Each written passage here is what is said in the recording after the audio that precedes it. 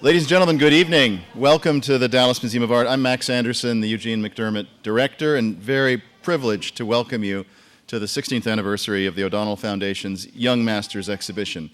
And I hear a future artist in the audience as well.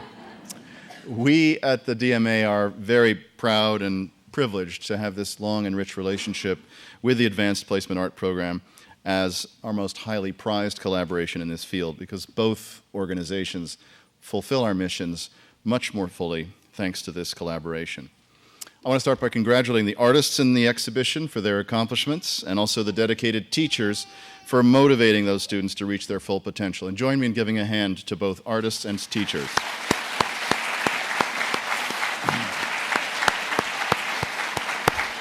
There are two people who are responsible through generous support, through their dedicated staff, and for the creative leadership they've brought to build confidence and self-esteem among the students and teachers among us to reach the highest level in the arts. And those two people are Edith and Peter O'Donnell. Edith and Peter, thank you so much.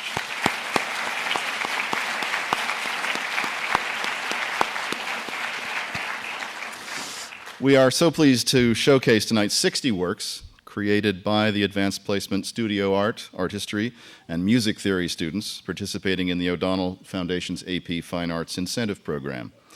We had a panel of respected judges for each, and they reviewed a total of 732 works, which included 567 artworks, 42 art history essays, and 23 music compositions, which were submitted from participating students, and this jury selected the 60 pieces. The works in the exhibition presents objects and materials of all kinds by participants in the AP Strategies Arts program. AP Strategies Arts is a nonprofit that supports the AP Fine Arts programs, which are art history, studio art, and music theory, in 10 Dallas area high schools. It supports AP Fine Art teams on each campus and organizes teacher trainings throughout the year, provides practice exams for each and every student, and recognizes student and teacher achievement and success, such as the exhibition outside in the concourse. And this year, 121 teachers and 1,480 students from 16 Dallas area high schools participated in the program. The person who's going to share more with you about the agenda ahead and our exciting experiences is Deborah Moore, who is AP Arts Incentive Programs Director of the O'Donnell Foundation. Deborah?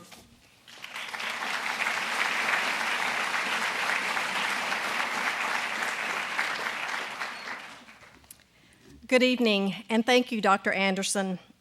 The O'Donnell Foundation is deeply grateful to the Dallas Museum of Art for hosting the Young Masters exhibition and wishes to thank you, along with the many, many museum staff members who have contributed to the exhibition's success over the past 16 years.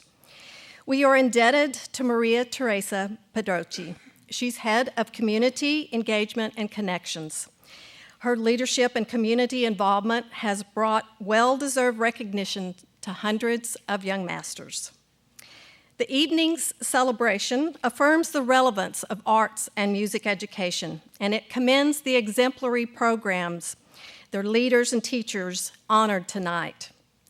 Based on the highest number of passing exams in 2013 on what we consider exams passing would be a 3 or higher, the O'Donnell Foundation's AP Arts Incentive Grant Schools rank number 1 in the state in each of the AP Fine Arts programs, art history, music theory, and studio art, and include 7 out of 10 of the state's top comprehensive AP Fine Arts schools.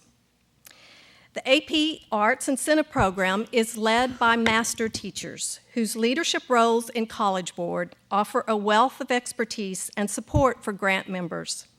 We'd like to recognize Douglas Darracott, AP Art History Master Teacher, Dr. Terry Eder, AP Music Theory Master Teacher, and Tamara Westervelt, AP Studio Art Master Teacher. Without question, the success of each AP Fine Arts program is directly linked to gifted teachers who have empowered students as design thinkers to question and solve, to imagine and create, engage and persist. Please stand, teachers, and turn to the those who would love to recognize all that you do each and every day in the classroom. Please stand and face.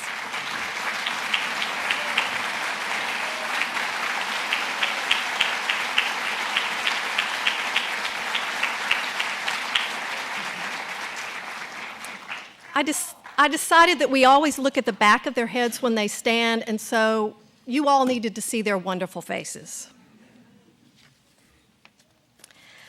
I know that I'm joined by teachers and students and parents and distinguished guests in thanking Edith O'Donnell for her support and vision as both a state and national arts advocate. This evening is a beautiful testament to Edith, Peter, and the O'Donnell Foundation. In 1987, Edith O'Donnell helped found the nonprofit company Big Thought, whose mission in making imagination a part of everyday learning has earned national recognition as a leader in out-of-school time and creative learning programs.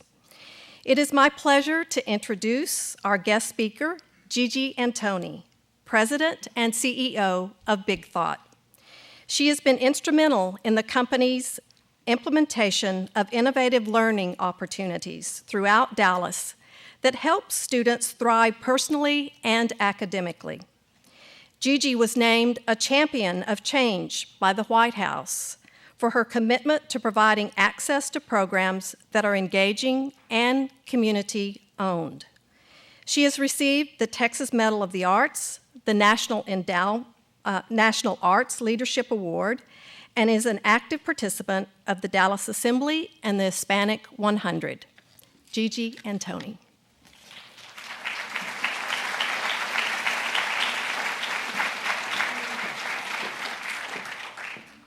I am so honored to have been asked to share a few thoughts with this wonderful audience and with the amazing artists among you and teachers who have helped to nurture these young artists.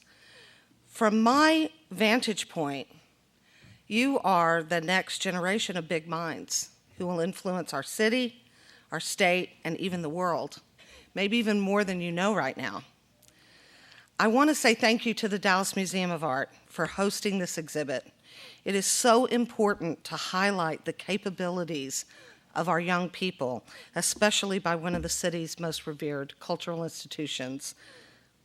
I also have to say thank you to Deborah Moore and to the O'Donnell Foundation who support this program.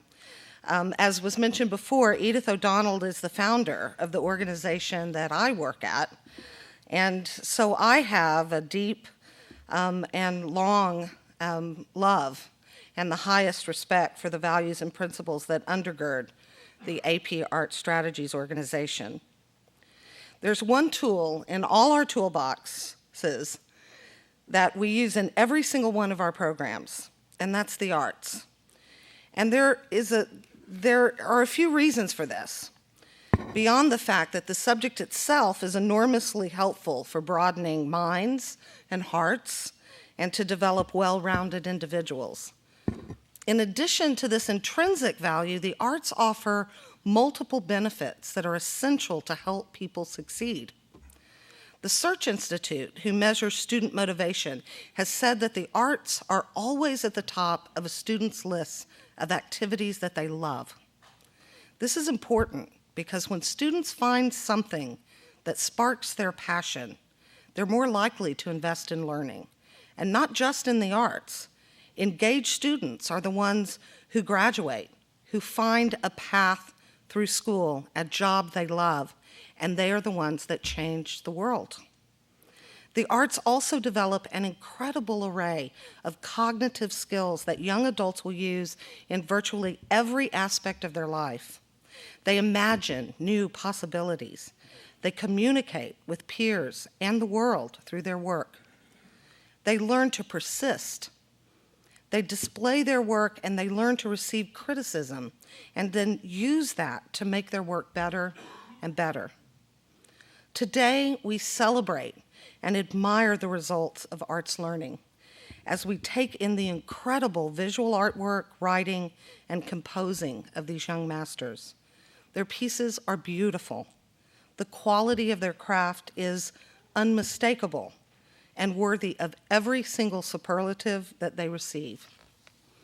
But as an educator, I'm equally as floored by the process that is evident in this work that each of these students underwent to achieve the final product that we see on the concourse today. It is the artistic process where students learn the skills that are foundational for success in life. I said before that I think that within this room is the next generation of big thinkers.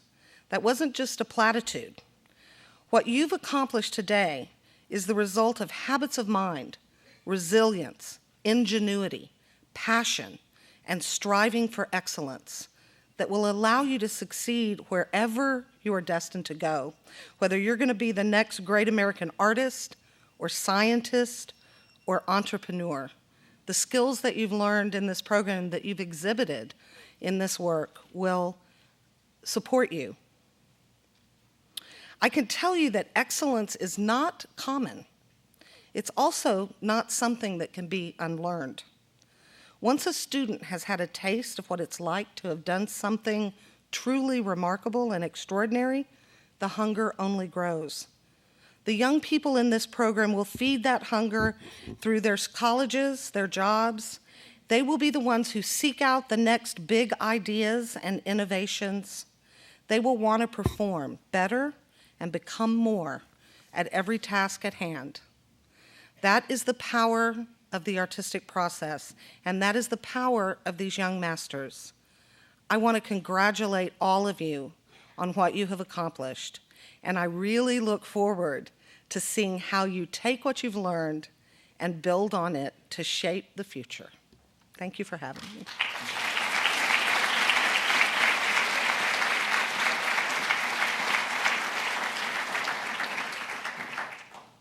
This year, 60 innovative design thinkers represent some 15,000 high school students who over the past 20 years have enrolled in one or more of the College Board AP Fine Arts disciplines: studio art, art history, and music theory. Last fall, grant students had the opportunity to submit original works for the 2014 Young Masters exhibition. AP Art History students, a 500-word essay in response to 2 works of art from different cultures currently on view at the DMA that address a shared theme in contrasting ways. AP Music Theory students, a 4-minute composition for solo, duet, or trio using any combination of orchestral instruments. AP Studio Art, a 2-dimensional or 3-dimensional work of art. The following judges deserve special thanks for selecting these 60 exhibition works: Maria Teresa Pedrochi, Paul Jeans, Foundation Faculty, Maryland Institute College of Art, College AP Studio Art Exam Table Leader, Rick Maxwell, Executive Dean, Brookhaven College, Janice Bergman Carton, Associate Professor of Art History and DGS at Southern Methodist University, Dana Howard, Senior K-12 Relationship Manager for Art Store, former College Board AP Art History Test Development Committee member and reader, Martha McLeod, Curatorial Administrative Assistant for European and American Art at the Dallas Museum of Art, Jamie Allen, Director of Education at the Meyerson Symphony Center, Dr. Blaise Verandino, Associate Professor of Music Theory and Composition at Texas Christian University, who is also a College Board AP Music Theory consultant and reader, and Dr. Rob Frank, Associate Professor of Composition and Theory at Southern Methodist University. On behalf of the DMA and the O'Donnell Foundation, Melissa Berry, the AP Arts and Music Assistant Director, will present each young master with a recognition award as they are honored on stage. Young masters, when you hear your name called, please walk to the stage area and marked with a blue X where Melissa's standing, accept your award, and return to your seat by way of the podium stairs. We're a good tag team here. And so we will start with the AP Art History Awards. Honorable mentions: Paige Gregor, The People Behind Their Masks.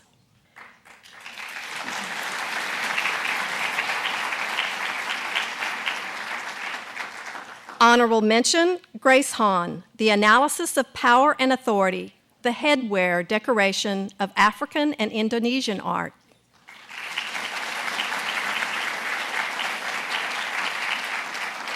Third place, Anat Tiberwal, Dr. Heckle or Mr. Hyde, An Inquisition into the Innate Nature of Humanity. Second place, Amy Ong, Guardians of the Dead.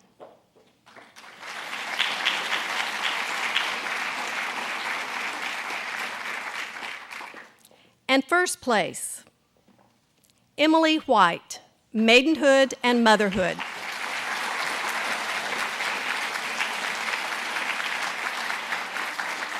Congratulations to each art history young master. And now Ms. Berry will read Emily White's essay, Maidenhood and Motherhood. Maidenhood and Motherhood by Emily White. What does it mean to be a woman? What does a woman do? The answers to these questions differ greatly across cultural lines. The Dallas Museum of Art's portrait of the Comtesse de Montsoreau and her sister as Diana and an attendant, and the Yombe seated figure with child might seem completely different from each other. However, they both share the theme of the feminine ideal in their respective cultures. The portrait of the Comtesse de Montsoreau was painted by Nicolas de la Gellière, a French Rococo painter. It depicts the Countess, raven-haired and reclining, as a virgin Roman goddess, Diana, and the Countess's sister, wearing a rosy dress and fetching Diana's quiver as a nymph. The depiction is naturalistic but idealized, as it was the duty of the as the painter to portray his patron as flatteringly as possible. The women are depicted with smooth and pearly complexions, graceful hands, curvaceous figures, and flowing hair and garments. Appealing features which reflect the early 18th century European standard of beauty. The Countess wears a crescent moon ornament over her brow and cradles a lapdog. As symbols of Diana, these elements emphasize the Countess's association with the goddess. The seated female figure with child, a wooden sculpture with glass or mica eyes, was created by an unnamed artist of the Yombe group, a subset of the Congo people, during the late 19th to early 20th century in the Lower Congo. It depicts a calm-faced woman seated cross-legged on a platform, cradling a child. This icon of mother and child is called Femba by the Yombe. The name derives from a Kakongo word referring to the white earth that symbolizes fertility in the Lower Congo. Although the depiction is stylized, it is still idealized. The mother's teeth are filed, and her neck and shoulders bear the marks of scarification. Both are elements of beauty in the Yombe culture. The child lies passive in the mother's lap. The infant's vitality is an issue of some contention. Its stiffness and inactivity may indicate that it is dead. As different as these works seem, they both present the feminine ideal as it was conceived in their respective cultures. Aesthetically, just as the perfect French woman had a pale complexion and graceful limbs, so the exemplary Yombe woman wore cosmetic keloid scars and teeth filed to points. Conceptually, the chastity was a virtue in Rococo France, hence the Countess's wishes to be depicted as a virgin goddess Diana, while to the Yombe, to abstain from marriage and maternity was to go against the social order. These two works pose a contrast between maidenhood and motherhood. Furthermore, the media chosen for these works reflect these paradigms. The subject of a two-dimensional painting is untouchable. The canvas is flat, preventing viewers from making physical contact. In the same way, one could not touch a virgin goddess or a chaste woman in early 18th century France. In contrast, the subject of a sculpture is corporeal. Were one to lay hands on the femba, he or she would feel the figure's bodies. To be used, a ritual object must be tangible. unlike a virgin goddess, a mother can be touched. The differences between these works reflect the different cultural norms and ideals of the respective cultures. However, the artist's goals were the same: to depict the feminine ideal as it manifested itself to them. French women of the early 18th century might have differed from the Yombe women of the late 19th century, but in essence, they were all women.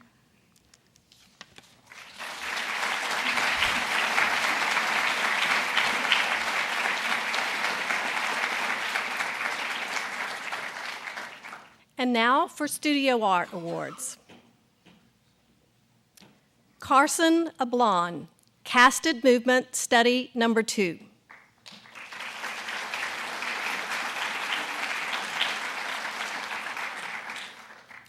Destiny Barrett, Burstin' with Flav.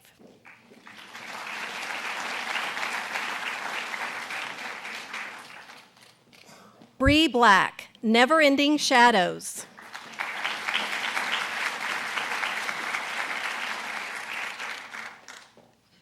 Claudia Braver, Stratosphere.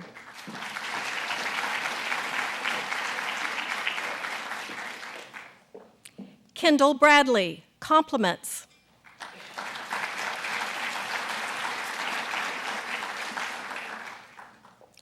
Joe Brands, The Forgotten Way.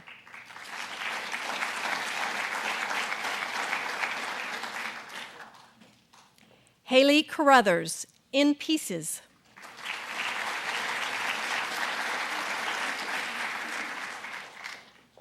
Paige Christensen, Bunny Llama Mask Face.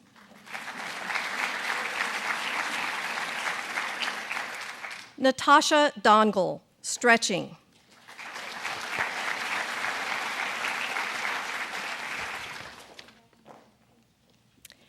Freddie Diaz, The Irritation.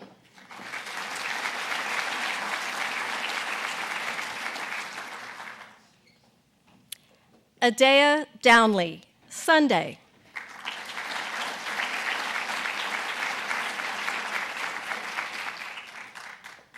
Preston Durham, Overwhelmed.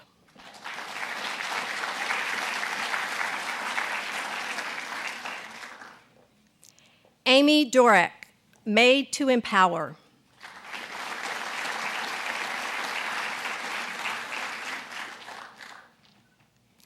Anna Fields, Fallen Hero.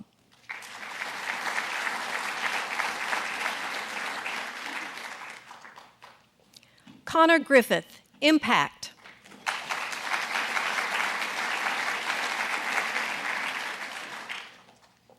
Kristen Ham, Two-Face.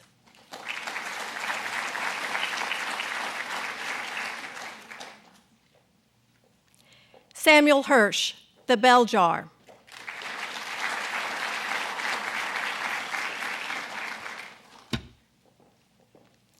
Catherine Hinton, All Boundaries Are Conventions.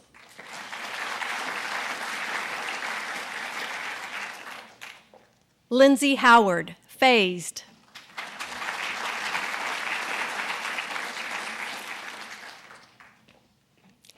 Hannah Lerner, Backpacking Adventure.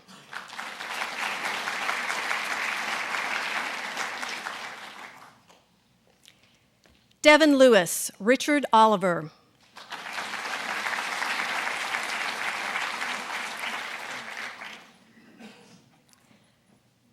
Sri Lingam, Looking Out.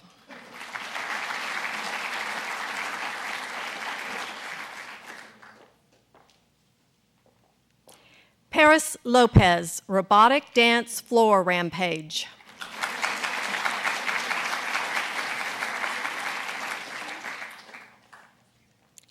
Christina Martin, Rise.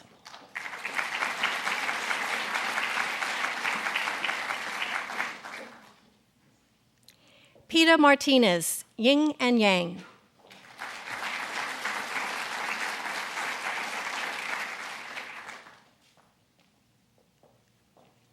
Freddie Medina, Digesting Food.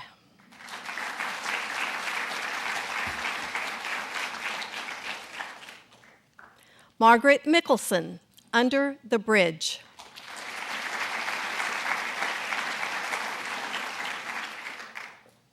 Ernesto Miranda, Identity.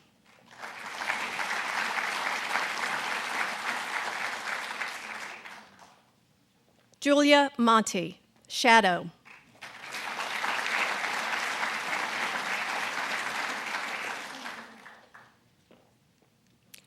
Foon Nguyen, Dumpster Diving.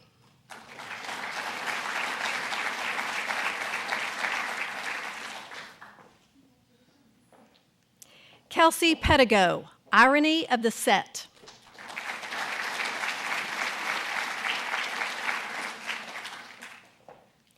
Fabiana Perez, Life is as Sunny as Your Smile.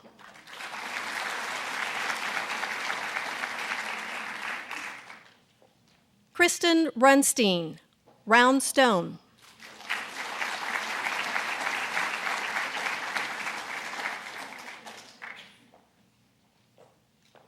Nicole Schifferdecker, Carrot Garden.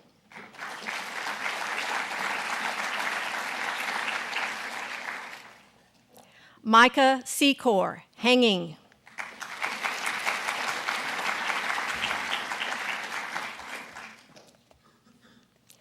Avery Storms, The Zookeeper's Son.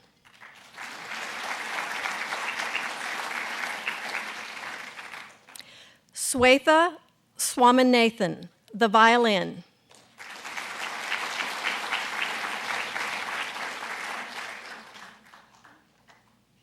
Elle Treweek, Pet Store.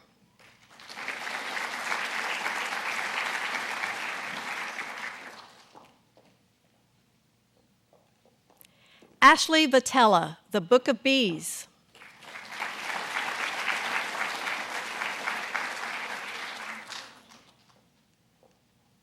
Jennifer Wang, Headlights.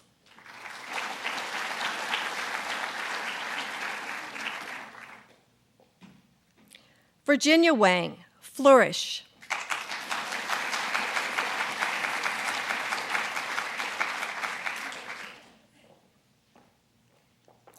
Honorable mentions. Honorable mention, Sophia Anthony, Wood Grain Portrait.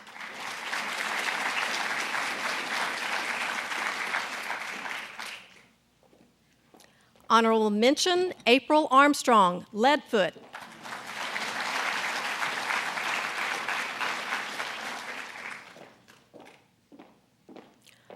Honorable mention, Sophia Glasser Kerr, The Polluted Nature of Our Times.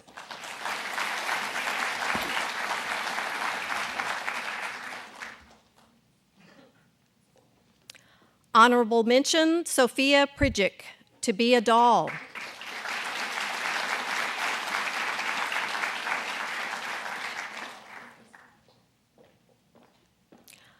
Honorable mention, Emily Quintana, Fan.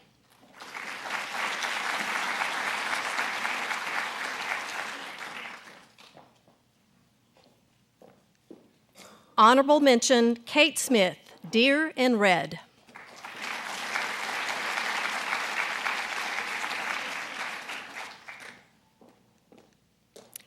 Third place, Celia Shaheen, Suspension.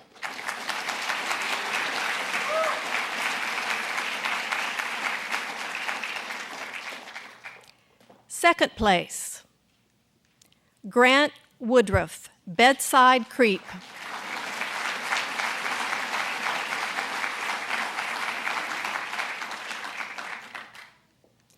First place, Grant Morris, Remorse.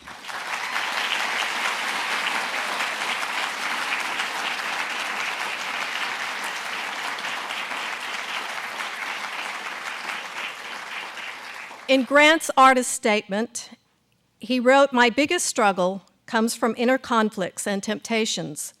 Therefore, I created a representative and symbolic piece that illustrates my life. Congratulations to each and every studio art young master."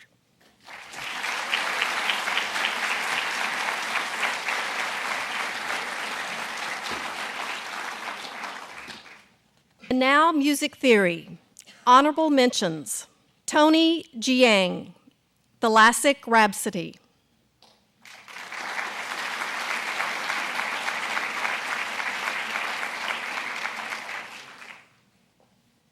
Honorable mention: Yuki Osamoto, Departure.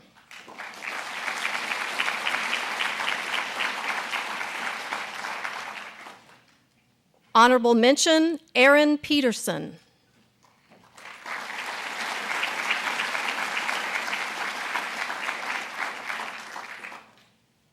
Second place: Michael Langford, Miss.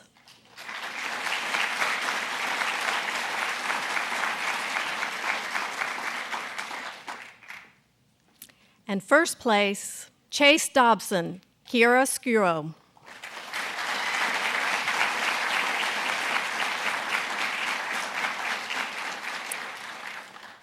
Chase wrote, "In art, chiaroscuro describes a technique involving strong contrast between light and dark. I contrasted light and dark in elements such as texture, timbre, and sonority. The form imitates contrast, featuring a dissonant driving section followed by a more lyrical sweeping section, built largely in quartal and quintal harmony. The end reflects the darkness of the beginning in a different light as it slows into a murky conclusion."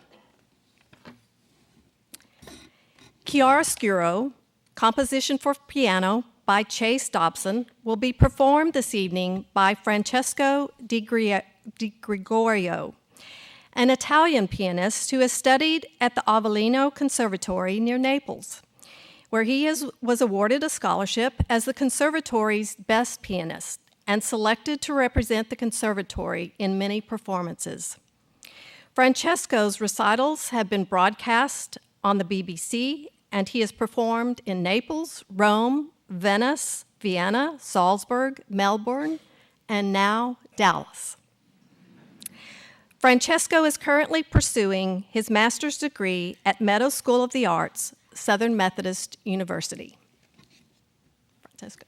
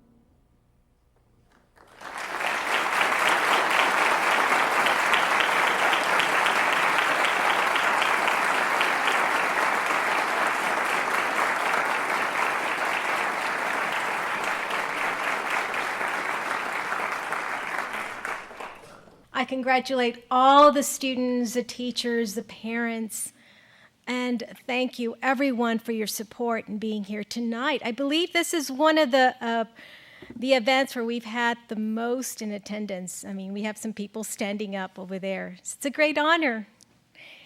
I have been working with this exhibition for the past 14 years, being one of the jurors for the studio arts and also curating the exhibition here. And I do believe that this is the best. Every year it just gets better and harder because, for example, this year we had over 500 works in the studio art, and only 50 are in the exhibition, and we could have had more, but we only have so much space.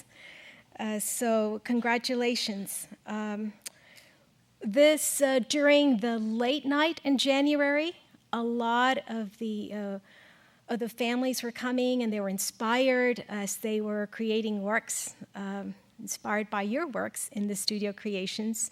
And many were engaged in voting for the People's Choice Award, which all of you have the opportunity to do that tonight. And this year we added both music theory and art history, because in the past we had vote for your favorite studio, and we thought, well, wait a minute, this should be all three. So you'll get to hear who the winner is. The winners are, that will be April 23rd. So we'll be having the People's Choice voting during also the late nights, March 21st, April 18th. And Nancy Chernin, wanted to just let you know, from the Dallas Morning News, will feature the Young Masters on February 8th in Guide Life site in the Dallas Morning News. Today we had the wonderful opportunity of having Channel 11, and then we had some other television stations come and interview some of the students. And also, just wanted to ask, how many of you are DMA friends? Some of you, okay. If you're not a friend already, I encourage you to do that tonight and every time you come. The reason for that is if many of you know that we went into free admission last year, but more important than that, we started the DMA Friends, the free membership program, so that every time you come to the museum, we want for you to be rewarded. If you go to a gallery, if you come to a performance, if you come to a program, you get these codes, and then the codes can be redeemed for whether it's a lecture, exhibition tickets, parking, and many more. About a few months ago, we had the first DMA Friends who actually redeemed it for an overnight at the museum. And many of us stayed for that, and let me tell you, it was a lot of fun. So we'll be doing that again once a year, but there's many more. And we have staff that will be helping you with that today, and you get special codes that can only be used tonight. And in addition to that, we are also having, the museum is having this game. It's called, we're actually voting for favorite works of art that are from the permanent collection. And it's called the DMA Art Madness Tournament, which you can find a lot of that information on our website. So right now we have there's a PDF that you can download, but you can vote for your favorites once a day through Sunday, March 16th. And then voting will determine the museum's Elite 8, the 4 final, and then the DMA Art Madness champion. So we encourage you to come back for some of the other events, and to invite your friends and family, and we welcome you. Thank you very much.